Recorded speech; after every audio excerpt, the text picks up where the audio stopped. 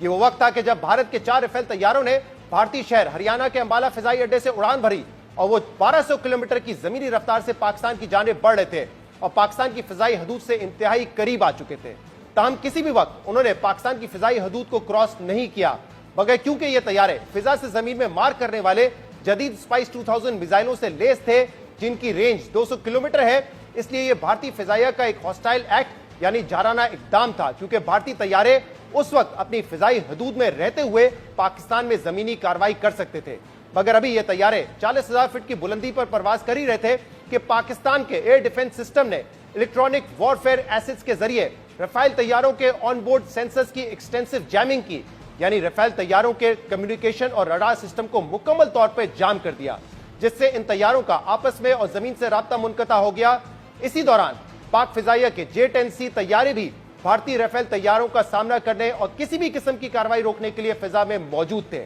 جس کی وجہ سے بھارتی طیاروں کو واپس امبالہ کے بجائے سری نگر میں ہنگامی لینڈنگ کرنا پڑی۔ یہاں یہ ذکر کرنا ضروری ہے کہ رافیل طیارے اس رات 200 کلومیٹر رینج کے میزائلوں سے لیس تھے، مگر پاک فضائیہ کے J-10-7 طیارے رافیل کے میزائلوں کی رینج سے زیادہ بیونڈ ویژول رینج والے PL-15 میزائلوں سے لیس تھے جن کی رینج 230 کلومیٹر ہے، یعنی پاکستانی طیارے بھی بھارتی رافیل طیاروں کو اپنی حدود میں رہتے ہوئے نشانہ بنا سکتے تھے۔ متعلقہ ذرائع ہمیں بتاتے ہیں کہ اگر اس رات ہمارے ایئر ڈیفنس سسٹم رافیل طیاروں کے کمیونیکیشن اور رڈار سسٹم کو جام نہ کرتے تو بھارت کوئی کارروائی انجام دے سکتا تھا۔ دلچسپ بات یہ ہے کہ 29 اور 30 اپریل کی شب پاک فضائیہ نے 4 رافیل طیاروں کے ساتھ جو سلوک کیا تھا، بالکل وہی معاملہ 2019 میں بھی پیش آیا تھا کہ جب پاکستان کی فضائی دفاعی نظام نے بھارتی پائلٹ ابھینندن کے رڈار اور کمیونیکیشن سسٹم کو بلاک کر دیا تھا۔ مگر اب غیر معمولی بات یہ ہے کہ اس وقت بھارت کے پرانے MiG طیارے کے ساتھ ایسا کیا گیا تھا، جبکہ اس بار 4.5 جنریشن کے جدید رافیل طیاروں سے پاکستان فضائیہ کا سامنا تھا۔